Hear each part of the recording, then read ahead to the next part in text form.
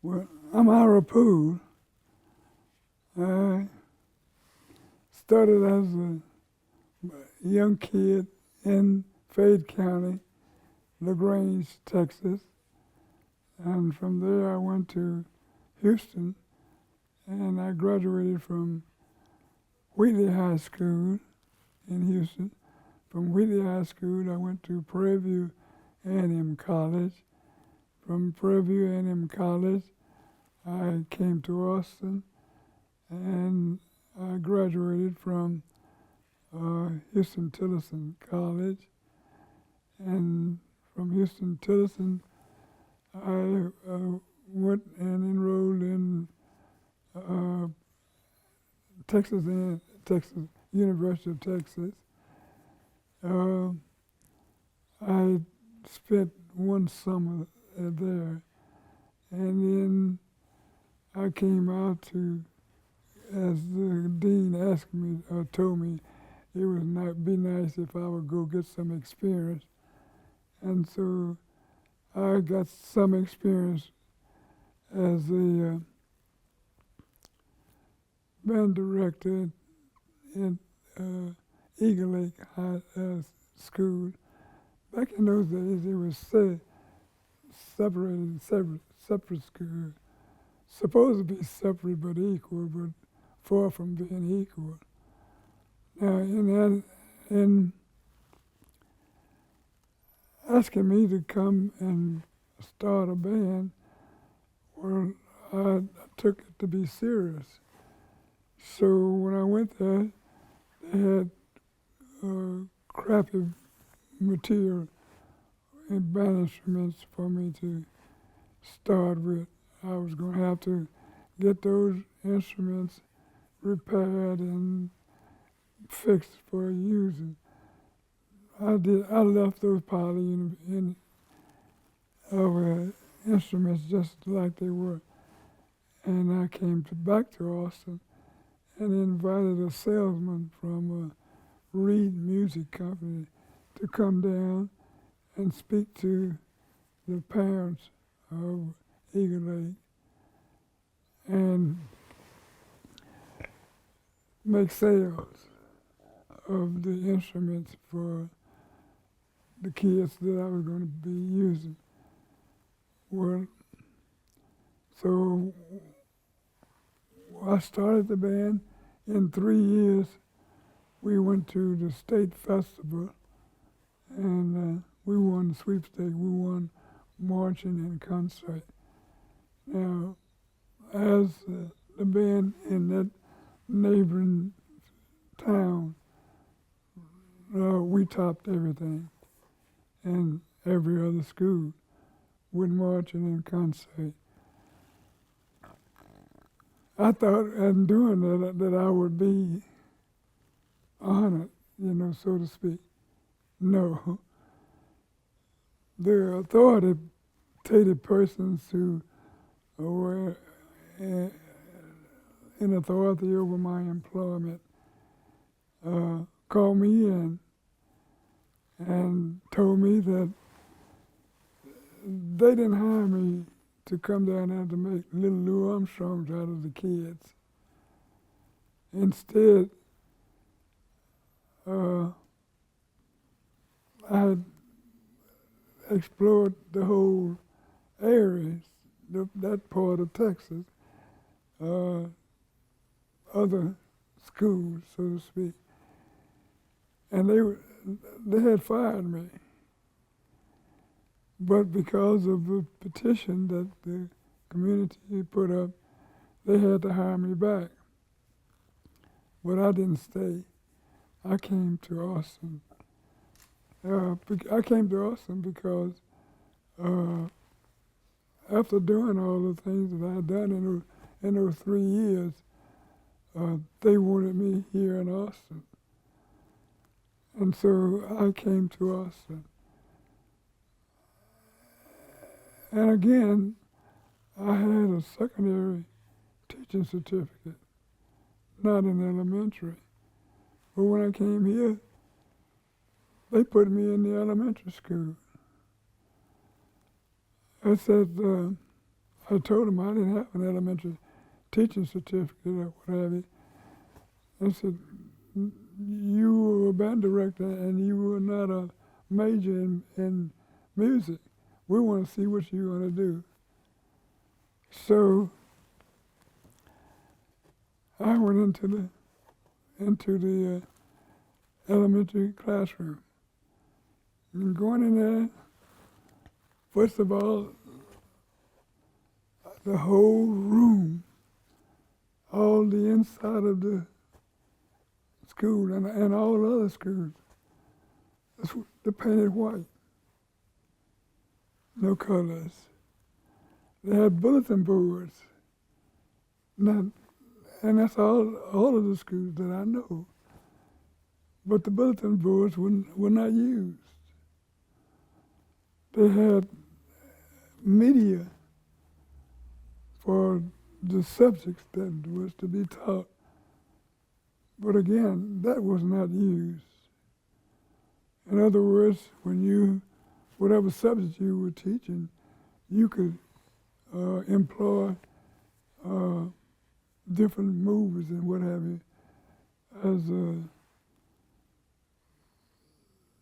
something for the kids to rely on in knowing more about what they're studying. Well, I first started with the bulletin boards, and I used the bulletin board much like the billboards and whatever that they had for movies. Back then, whatever was going to be shown, then the theater would have like something on a show card. There would be parts of the pictures that would be seen in the movie. And that was to entice you to come in and want to see the movie. Well, I used that same idea to entice the kids to whatever the subject we were going to study. And that was something new. So far as the kids are concerned. The other something is, I was not the teacher. I got it understood from the very beginning that I was not going to be the teacher. And so they were then wondering, and I asked them, did they know who the teacher was going to be? And they named.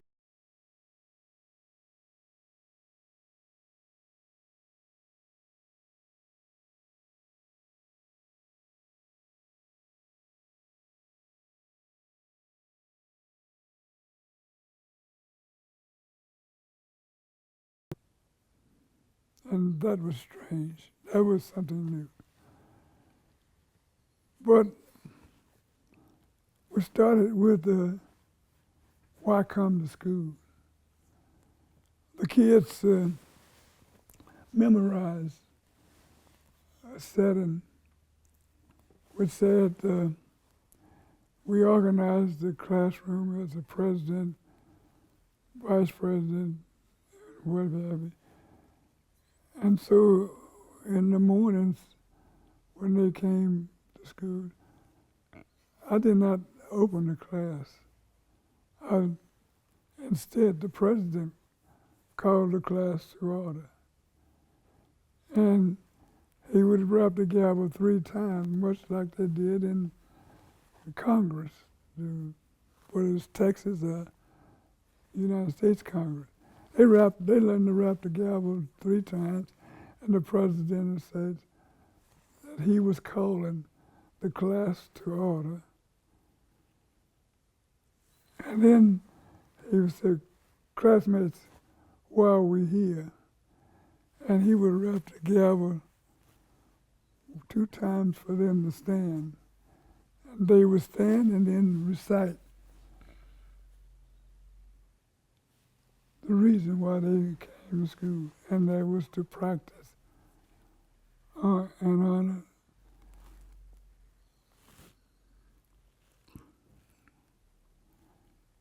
Let me see, that's been years ago, I got to think of it.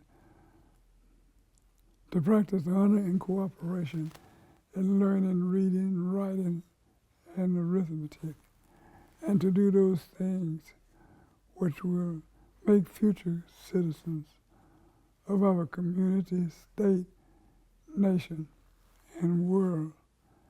And then he would rap the gavel one time and they would sit. So now, we got the setting.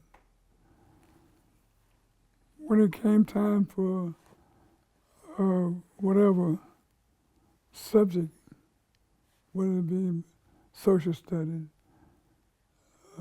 science, or arithmetic, or mathematics, that was depicted on the bulletin board. Just part of it, a part of it that would make it attractive for the students who want to see more into what we were going to study.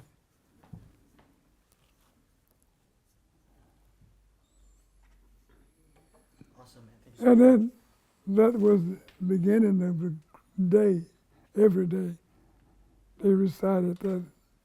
Then at night time they would close the class, the president come up in class, close the class, and then they would say,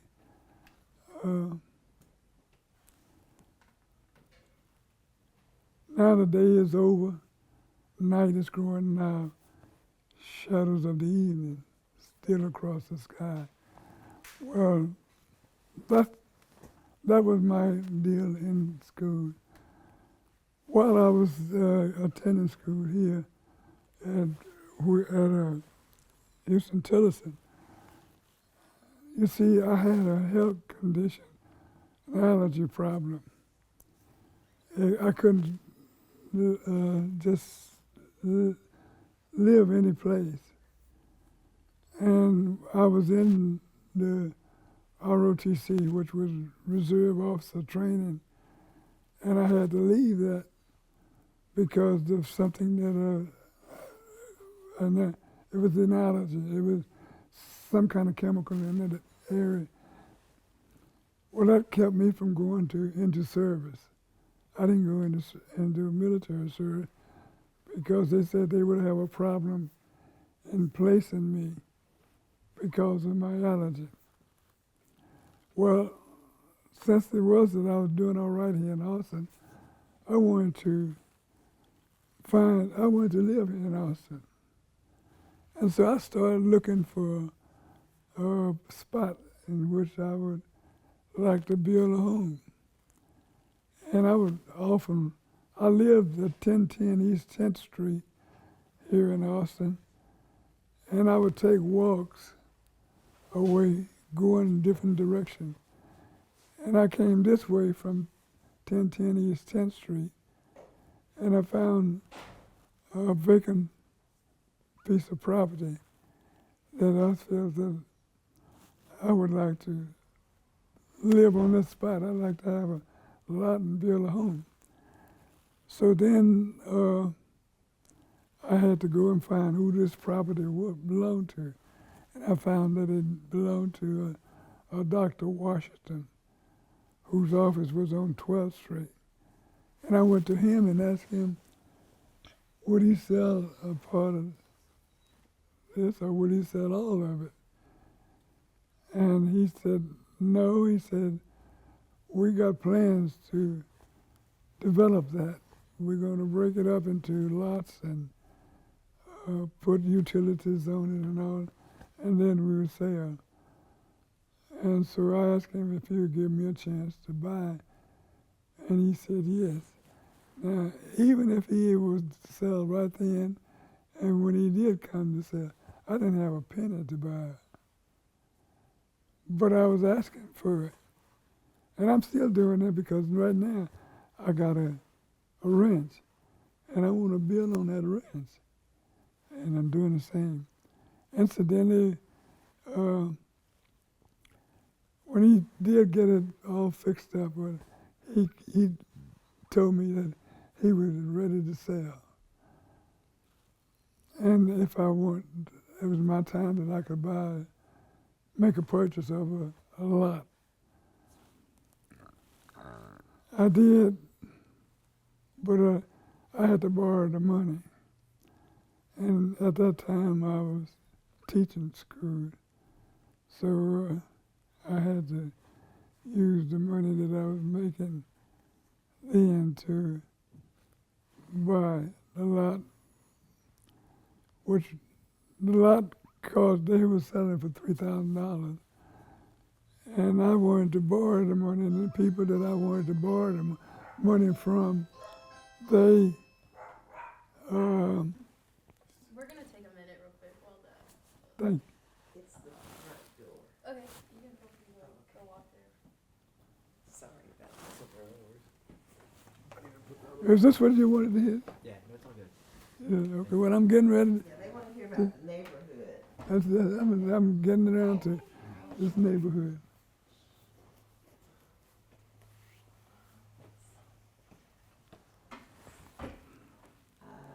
If we're on the couch, is that Yeah, that's in fine. the picture? That's okay? Yeah, it's okay. Sound okay?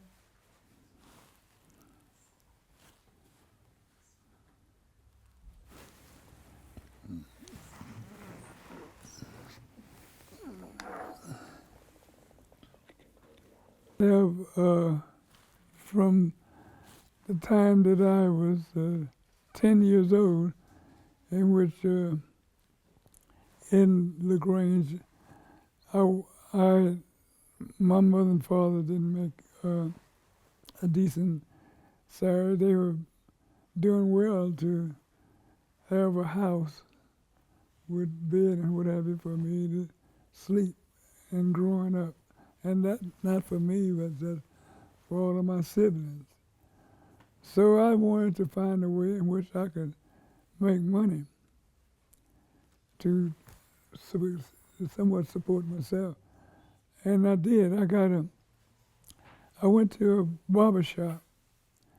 They had a shoe shine stand in this barber shop, and nobody was using it. So I asked the man if I could shine shoes there and use that shoe shine stand. And he said, yes. He says, what we do, if you use that stand and you won't have to pay us. If all you have to do is clean up the barber shop at the end of the day or the weekend. So each day, instead of going to school first in the morning or in the evening after school, I would go down and clean out the barber shop, and clean all of the deal that they used, and then I shine shoes on a Saturday, on the weekend. And the money that I made when I kept it, well, I started off shining shoes for 10 cents. And 10 cents a person, shine both shoes. That was cheap, But at that time, just a bottle of soda water would cost a nickel.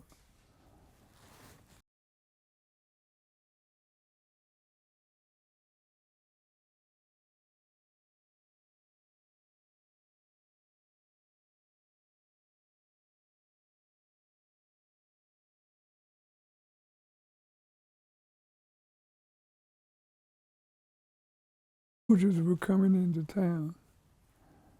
Now, sure, I charged 10 cents for shining shoes, but that didn't include maybe a nickel or a dime or add more that the person would tip me, And I got to where I was making more money than I was making more money on a weekend than my dad was making a month to take care of us.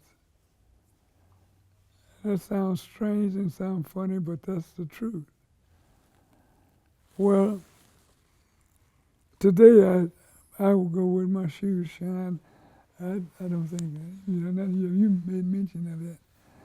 Well, let's go back to where we were. I then had to have some kind of source in which to get the money to buy the lot. Now the lot was costing $3,000. And $3,000 in that day was big money. So the black teachers had a black money. In other words,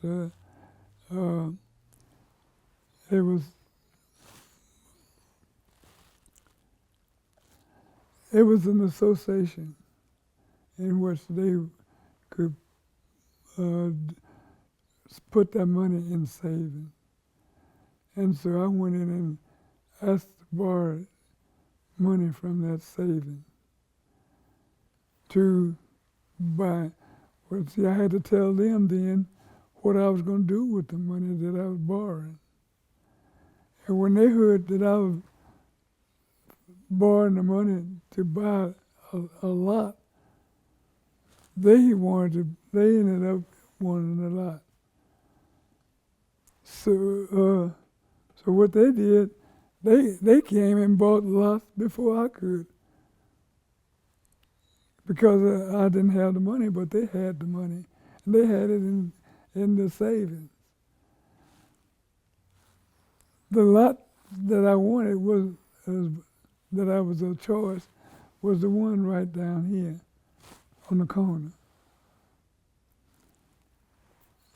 That lady at that time she was the president of the Money Association. The gentleman across the street here was the treasurer. And she, in turn, came and bought the lot that I wanted to buy. He bought this lot. That's what he wanted. I then bought the lot that was on that corner there, where I am now. Well, and I was on for the lot, and I was working 2 and 3 jobs. Say I had about 3 jobs at that time to help pay for the lot. At the time, after I bought the lot, then I kept it clean. I kept it looking good. I'm old. But these people who bought here, they had money then to build. I didn't have money to build. I didn't know how I was going to end up getting money to build. I then was just working and paying on the amount that I had borrowed. And then came two gentlemen who saw me working on the lot. And they came over and they approached me and said, you own this? And I said, yes. He said, well, we own a lumber yard we just bought. And what we like to do is we like to build your house that you on this lot. And if you let us build it, we want to use our name on to advertise our business. I said, that's fine. I said, so then I explained to them that I was still on. She said, well, we can take care of that. So what they did, they went and got a loan. It was what we, they were in the process of financing people who wanted to build. So they said that they would finance my building. And I told them, I said, well, now I haven't paid for the block. She said, well, we'll get these people that were financing us. We'll get them to pay off your lot, and then you build, and then you would just owe one fee. I said, fine. In the meantime, other people were buying lots from Dr. Washington, which we call this the Washington edition. And most of these people were building, and I wasn't. I didn't have the money to. So, and then I had they would always come to me and say, Poole, what? Why don't you build everywhere? We all building. I say, well, you all got money. I don't have money. And so when these people when the two gentlemen got the loan association to lend me money, give money to them to build, then I had my own plans that I had put on paper, and so they say, well, let us have those, and we get those that idea you have on paper in blueprint. So what they did, they went and got a student from the University of Texas who was in architecture and had him to draw what I had planned on the paper. And then what wasn't on the paper, we got together on it, Anyway, we ended up having a house plan. I still have those plans. We started building. Now, I was single at the time because my wife had divorced me. My kids took everything I had. And I was at that time supporting her because she wasn't working. I was the only one that was working. I bought all the furniture, bought all the appliances, and what have you, and was paying the rent each month out of that little amount of money that I was making from the teacher's salary. But anyway, I had to, when she divorced me, then I had to pay for the divorce of my lawyer that I had, and then I had to pay child support.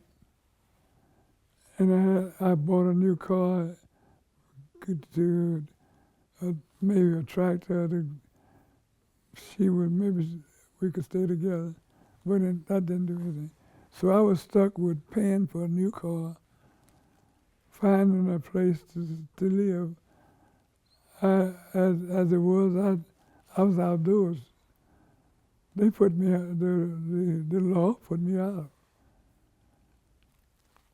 I was running from one house to another to get renting a room.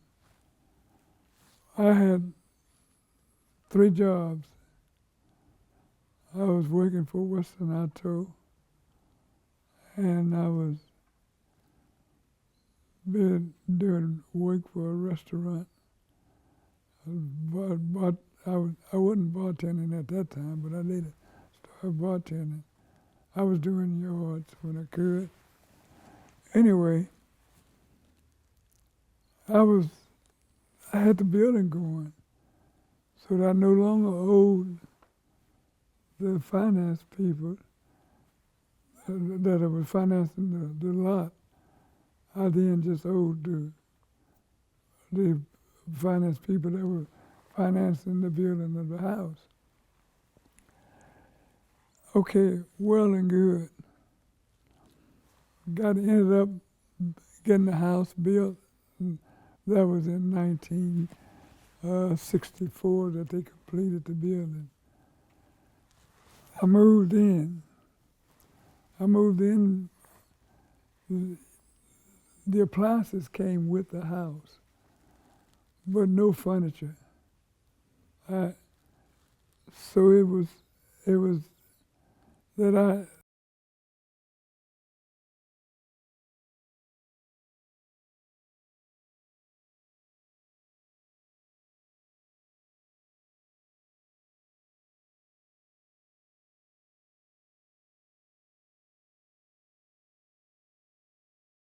handspring, box spring, and I put that on the floor. And I had to buy enough for my kids, so when they came to be with me, well, they would have a place to clean.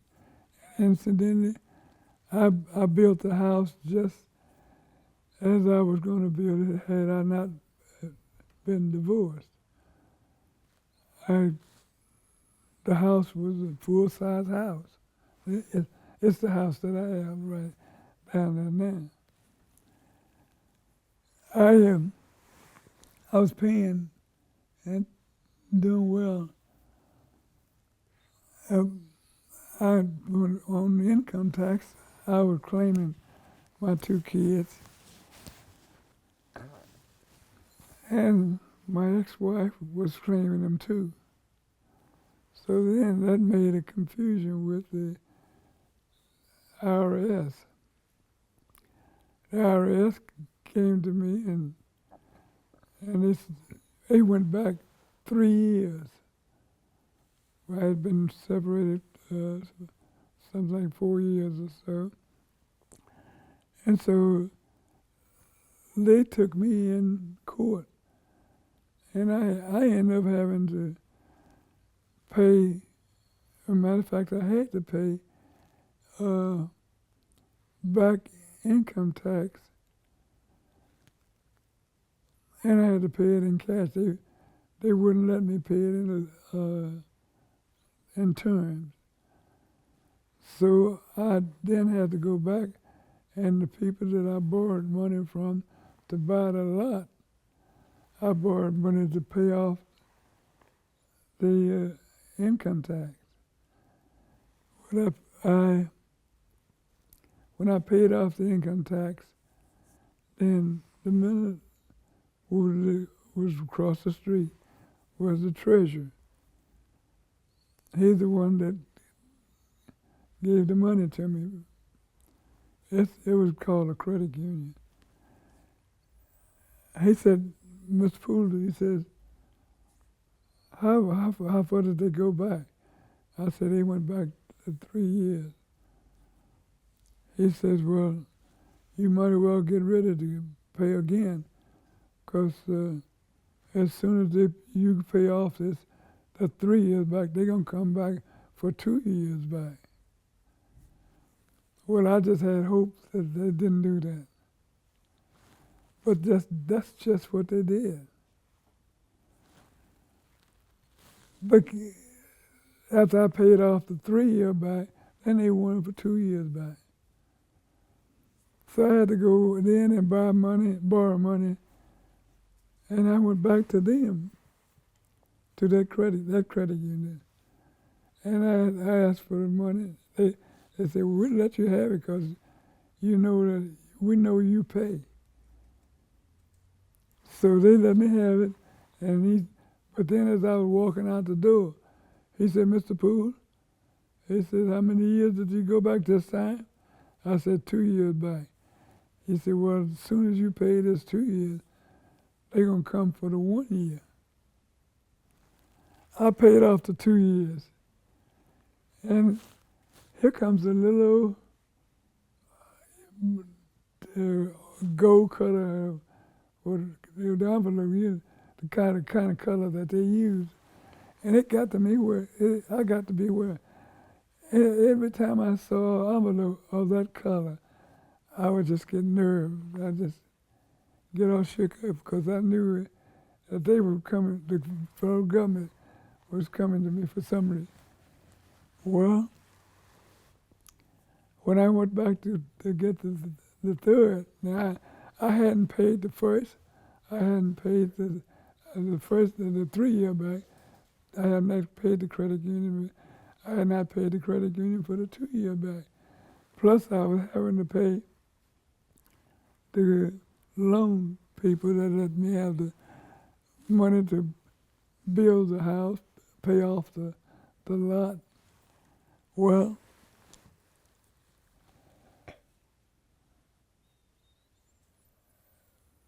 the black credit union told me, said, Mr. Poole, we have let you have all that we can let you have. We can't let you have any more. That first time, it was something like $3,000 that I had to pay. The next time was almost 2,500.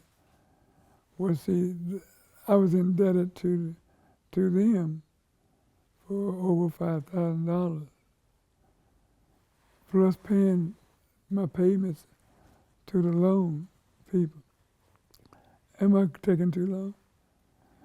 Okay. The gentleman suggested to me, he said, Mr. Poole, go back to the people that let you have the money to build a house. They'll let you have it because they know that if they don't, the government will pick up your check and you won't be able to pay anybody. I went back to the loan people and just like he said, I said, yeah, Mr. Poole, we'll lend you that money. They added that amount to what I had to pay for the house and the lot. All right. Now I'm now have 3 jobs. But I had to then start working. I started working for Western Auto.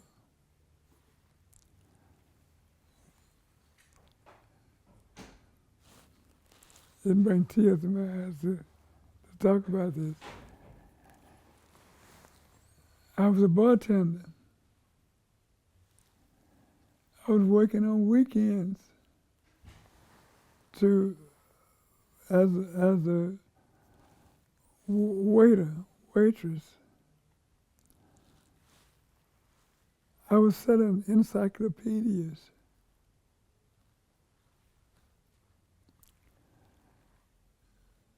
It's one of the jobs I was doing. But anyway, I know I had those 4 jobs.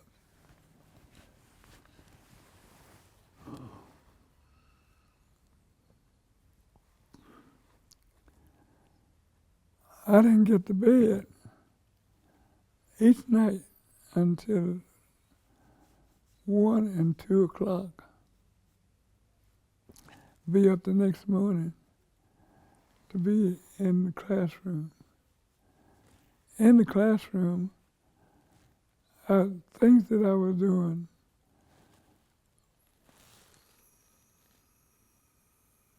were totally different from all the other. I was in Poole on the days that we had special programs. I had to demonstrate to all the teachers in the Austin Public School what I was doing in the classroom to inspire them to do it. University of Texas took on a subject in media in which the teachers then could take a course as a course at UT to do the things that I was doing.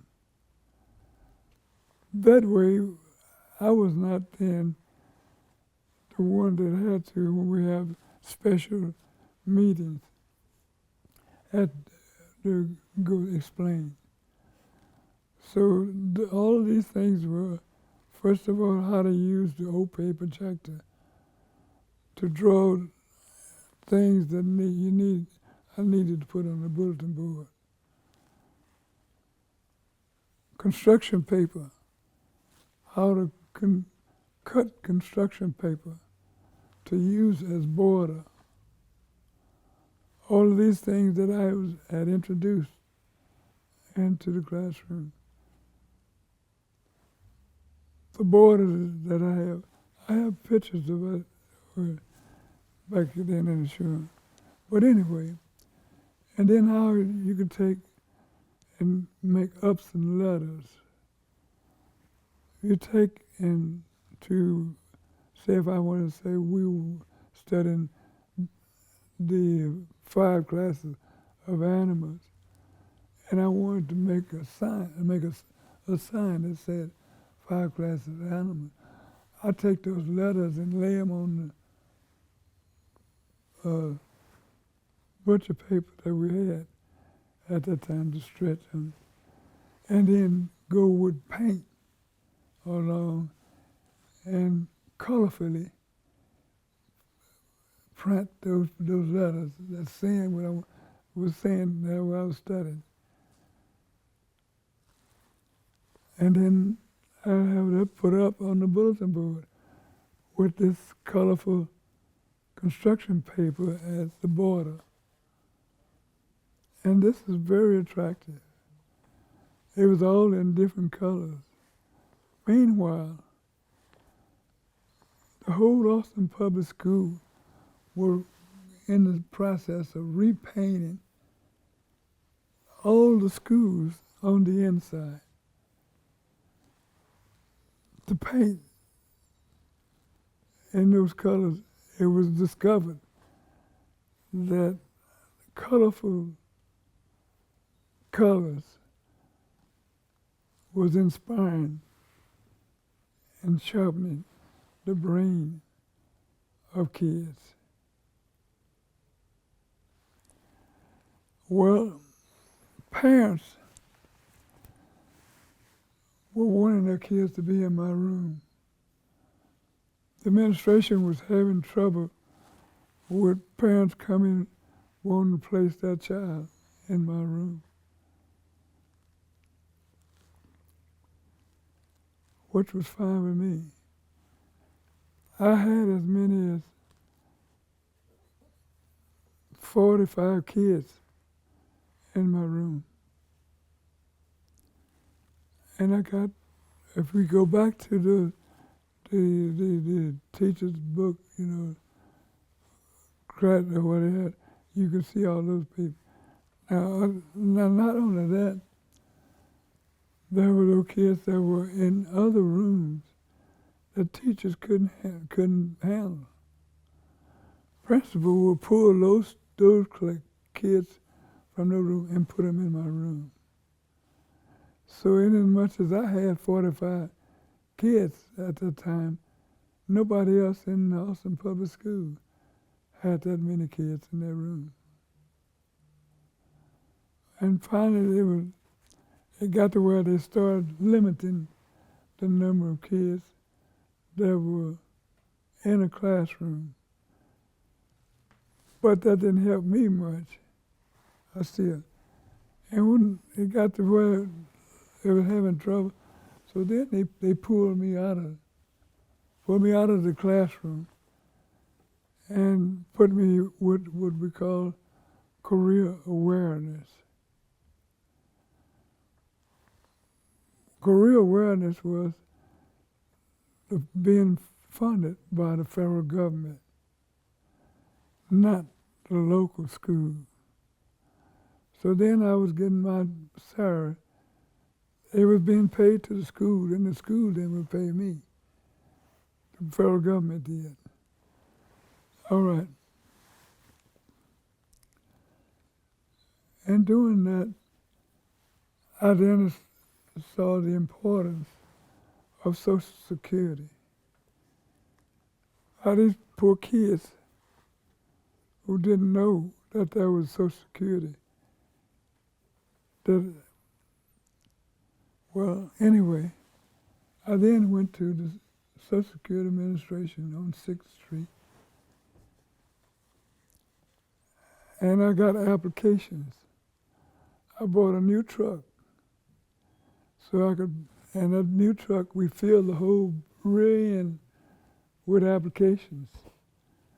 And I started taking applications to all the schools. So these applications was given to all kids that didn't have a Social Security card. Okay, and parents, because there were a number of parents that didn't have a Social Security card. I got Social Security introduced to the Austin Public Schools. And that was a hard fight for me because I was fighting the insurance. I don't want to go into that, but I won because I went into the hospital where parent was giving birth to a child, and they got permission for them to let me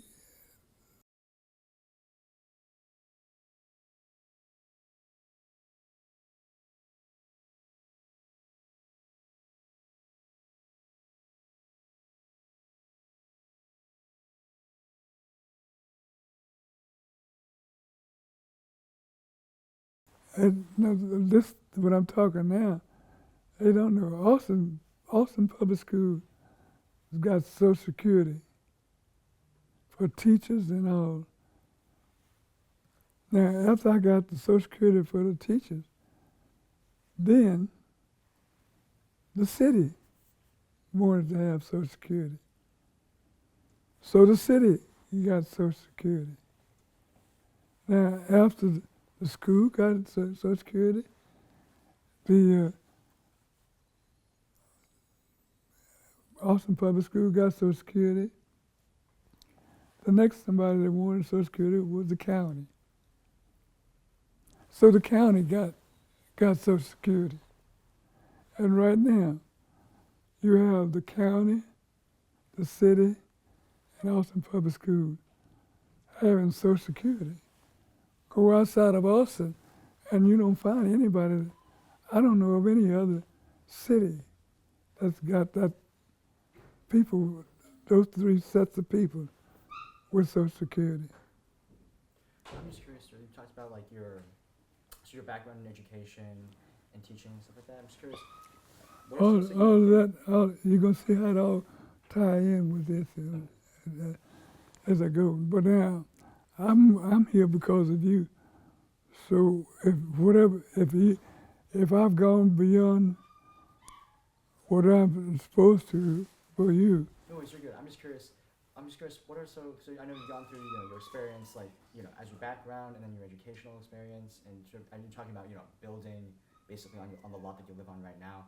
I'm just curious, what are some significant moments that you remember from, I guess, your time here in Roger Washington Holy Cross District? Okay.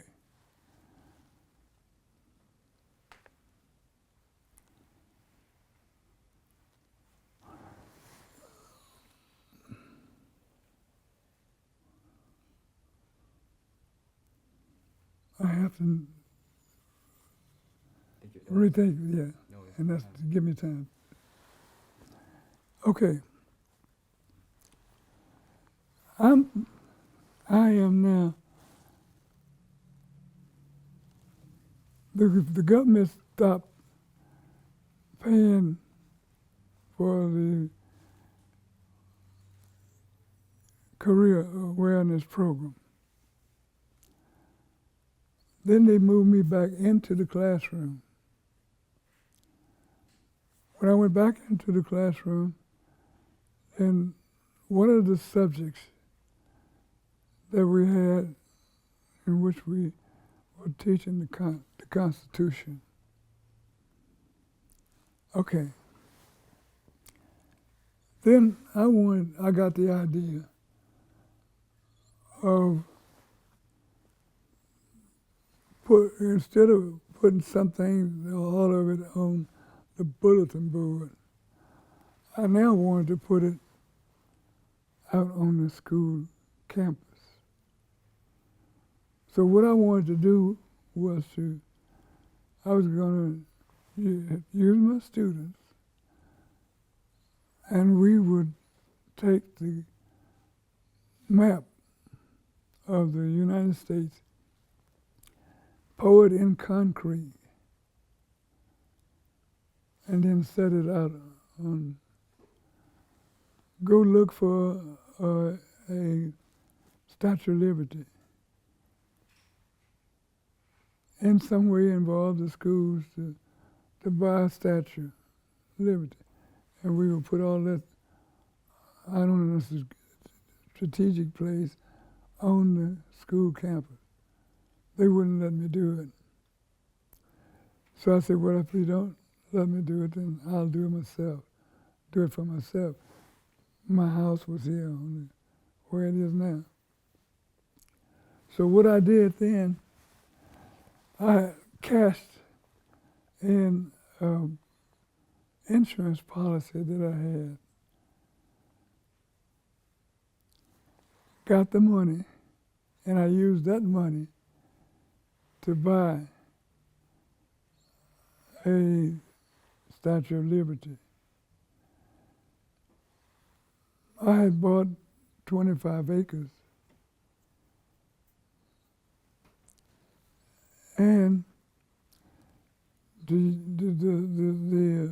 I had at the same time had to buy a small tractor to go with it. I bought that tractor over here and used it to mix the concrete, to pour the concrete you see that. Then I had to make the stand. I took and built a scaffold for the stand. I poured that. All of this was too heavy for me to use, but the guy across the street there had to help me to do that. And that's how I came up with the Statue of Liberty and all of that I have there in my yard now. All of this had its influence on the property here. There wasn't next to about maybe two lots that Dr. Washington had not sold. That created an interest. And those 2 or 3 lots that he had not sold, when I came up with all of that, people then had of interest in buying in this area. This neighborhood sort of would speak for itself. In other words, what you're doing now. What you're doing now is the result of what we've done in the neighborhood. That's the reason why we're sitting here right now. And so that's speaking for as I say, speaking for itself. It even goes with all the students that I've worked with. These students, as becoming their own teacher, they tell you quick that, well, to tell you what the parents of a lot of these students, about most of them, will come to me and say, Mr. Poole, what are you doing to my son? I used to have so much trouble trying to get him to wake up in the morning, put his clothes on, and go to school. Now he's up on his own, dressing, and he's ready to go to school. And every time he opened his mouth, it was something about Mr. Poole, Mr. Poole. And I would tell him, if you mention that name, Mr. Poole, one more time, I'm going to go crazy. That was the kind of interest that I had. Then the student came to me and said, Mr. Poole, all these teachers getting what you call a teacher of the year. Why aren't you ever teacher of the year? And I have to always pass that off. Every year somebody would come and ask me, Mr. Poole, this year you didn't get to be teacher of the year. Why? And I'm not pushing myself. I'm not doing it. I'm just telling you the facts. And all that speaks for itself. Just why aren't you at some of these other people that bought lots here? Why aren't you there now instead of having me as the center? Why aren't you getting some of them? Why didn't some? You see what I'm saying? We see what I'm saying? I got a ranch out there now. And when I'm through with it, and even now, how many people do you see that have the ranch? How many teachers? How many teachers do you have that's 93 years old? When I go to the doctor today, the things that the doctor would tell me and ask me, Mr. Poole, you never drinked, you never smoked, you never used drugs. All of that contributed to your health.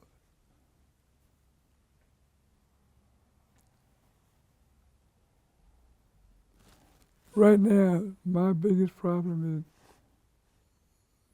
and I never thought I would come to it, is just moving around, getting up out of the chair, out of my seat.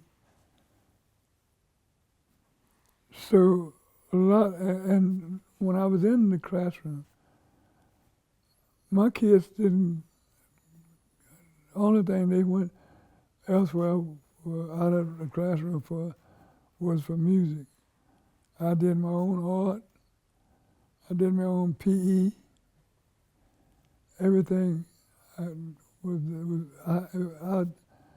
taught everything. So if they had special, the only special that they had out of my classroom was music. And I could have done music if I had to. But that wasn't, I didn't. So once more you ask me how Washington is getting to be. It's getting to be on its own. That's like why you here, the reason why you're here now.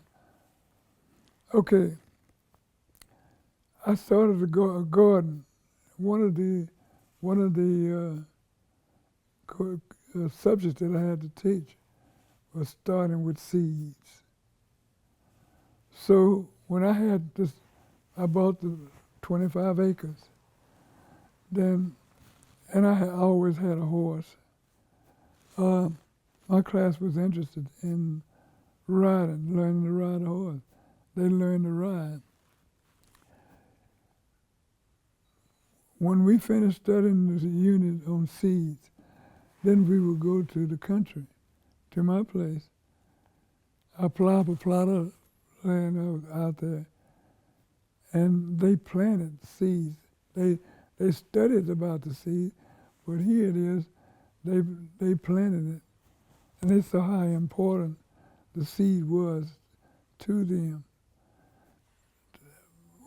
The education that I had to change was that a student's reason for going to school was not to get an education, It is to prepare himself to live.